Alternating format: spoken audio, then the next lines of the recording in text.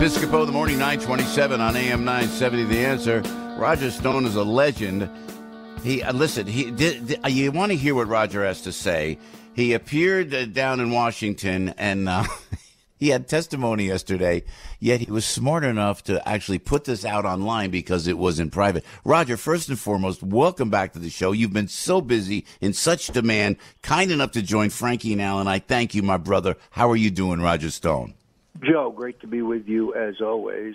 I would admit to being pretty drained. It's an intense experience, I must tell you.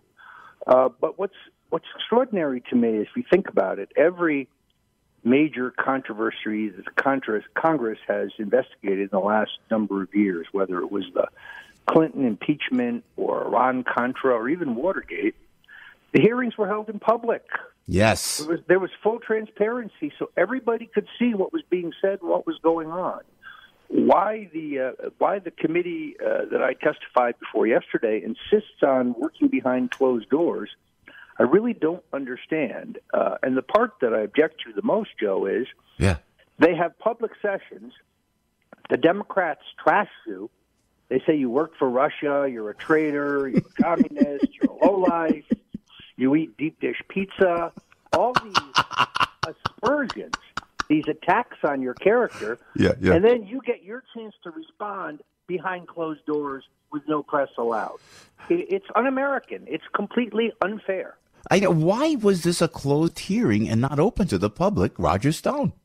I really can't tell you. I don't know, other than to say that maybe they don't want the American public to know what they're doing. Maybe they're ashamed of what they're doing. I mean, I put forward a compromise. I said, all right, if I cannot testify in a public session, what about releasing the transcript immediately after I'm finished? Yeah. And they said, no, we can't do that either. Your lawyers will be able to examine the transcript a couple weeks from now. Well, that solves nothing, I must tell you. Well, in your opening statement, you accused the committee investigating of cowardice. I love that. Tell us how that was perceived down there, Roger. It was not well received, as you might expect. Look, there's a lot of good and fair-minded members of this committee just trying to do their job. Peter King of New York. Oh, he's the best. Really a statesman, and the guy asked good, tough questions, but fair questions. Yep. Whereas the Democrats want to know, when did you stop beating your wife?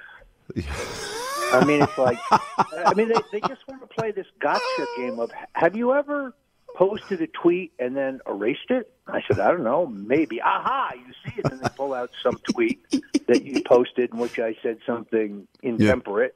Yeah. It was up for 2 seconds before I decided the veteran took it down. I mean, this guy Adam Schiff, this guy's a real Schiff head, I must tell you. I know. I've been doing my Adam Schiff impression, Roger, with the eyes. He reminds me of Children of the Damned.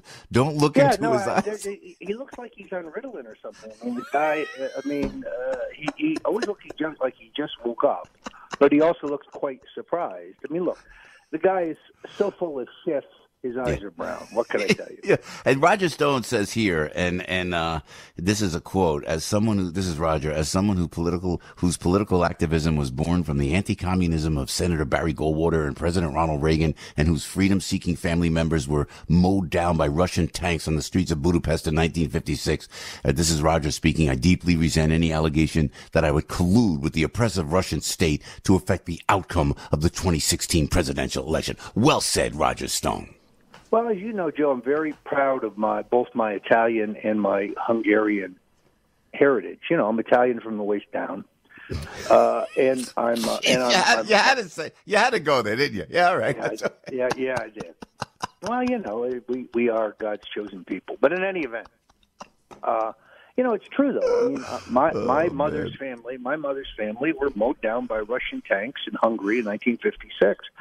I hate the Russian system. It's oppressive. It oppresses Christians, women, gays. It's a bad, rotten system. Yeah. On the other hand, that doesn't mean I think we should go to thermonuclear war over Syria tomorrow. It's a bad idea. Yeah. The worst thing about this whole experience, and I hope I corrected the record, there was no Russian collusion with the Trump campaign, Trump associates, Trump family, Trump friends, Donald Trump himself. It just didn't happen. It's a myth, fairy tale, a fraud, a canard. Yeah. But they seek to ruin you financially. I mean, my legal bills, between the phony lawsuit filed against me by Obama saying that I colluded with the Russians and this congressional investigation, my legal expenses will hit $500,000. Holy moly, man. And the government, when they start something, they have all the resources in the world, don't they? And you have none. So for your listeners who want to help, you can go to whoframedrogerstone.com, whoframedrogerstone.com, which is my legal defense fund. I got to raise some money. I mean, these people seek to bankrupt my family. It's despicable. And I had very, very good lawyers. I'm represented by the firm of Ketchum and Fleeson. But Roger, you were there 3 hours, man. You were there 3 hours, and plus behind closed door. And I'll tell you why they put it behind closed door, because you're Roger Stone. They know that if you will and have said anything, and they were afraid of that. I think, Roger, don't you think that was the case? Well, it certainly would have been great television. It is despicable that they wouldn't allow this in public. But I think they know that their demagoguery had finally hit the wall. And what I did do in the hearing is I confronted members with their exact words. So Congressman Jackie Spear from California, she says, Roger Stone, Paul Manafort have worked for the Russians. No, I haven't. Ever. Never in my entire life. What is she talking about? Wow. Or Adam Schiff saying, Stone had direct communications with Julian Assange before the election. Well, no, I did not. Never. So the problem is that it's very hard for the truth to catch up with the lies, particularly when they tell the lies in public on television and they don't afford you a chance to respond in the same forum. But you came back in a big way, Roger, and we'll let you go and appreciate your valuable time. You posted this on Infowars, and excuse me, I know they're going to criticize you shouldn't be on Infowars, but at least you had a content distribution center to get out. Was that posted just as you were about to testify? We put it up at the exact same time. Look at that. That I was testifying. So at 9 o'clock Eastern, exactly, it went online. And Infowars, I'm very grateful to Alex Jones for posting that, because I'd have no other way to let people know what was really happening. And it was it's not an experience that I recommend, nor an experience that I want to do again anytime soon. But the record had to be corrected. This whole thing is not about Roger Stone or Paul Manafort or anything else. It's about bringing down Donald Trump. They just can't get over the fact that they lost the election. Yeah. They can't get over the fact that Hillary Clinton spent $2 billion and Donald Trump spent about $275 million. And she lost. She had it rigged, start to finish, and she still lost. And they need an excuse, and it can't be the talent or skill or hard work of Donald Trump. It has to be that they were cheated, and they weren't cheated. Yeah. They lost fair and square. Now she's out on the Sour Grapes tour, with her new fictional book. Listen, I heard, speaking of books, you have a new Nixon biography out? It's called Tricky Dick. The Rise and Fall and Rise of Richard Milhouse Nixon. I love it. It's available at Amazon. Yeah. You can get it online. You can get it at stonecoldtruth.com. But it's the definitive kind of warts and all biography of Richard Nixon. It's very balanced. He was both very great and very flawed.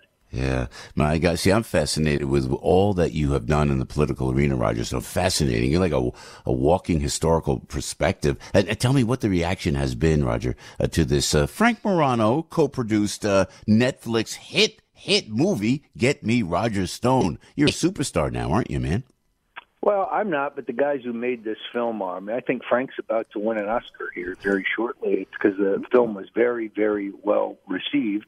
Yeah. The best thing about the movie, the Netflix documentary, Get Me Roger Stone, was the guy they got to play Roger Stone. He does an amazing job. This guy he's amazing. Roger, you are a piece of work, man. Roger, thanks for taking the time on the show. And please stay close and keep us posted, sir. Would you do that? Joe, always great to be with you. Thank you, my friend. Roger Stone right